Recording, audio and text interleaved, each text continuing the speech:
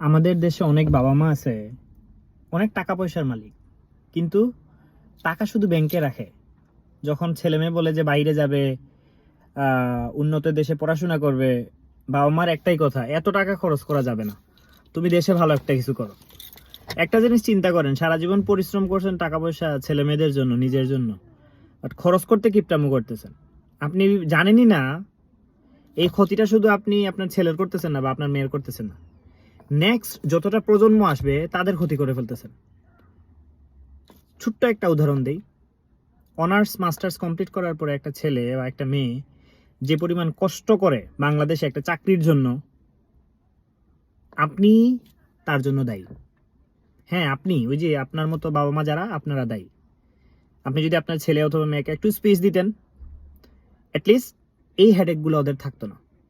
So আমি request করব, যারা আছেন, ছেলের ভবিষ্যতের জন্য, মেয়ের ভবিষ্যতের জন্য, ইন ফিউচারে জেনারেশনগুলো ভালো হওয়ার জন্য উনাদেরকে একটু স্পেস দিবেন, উনাদের মতো কাজ করার ট্রাই করার চেষ্টা করবেন। আপনার জন্য ভালো, ভবিষ্যতের জন্য ভালো।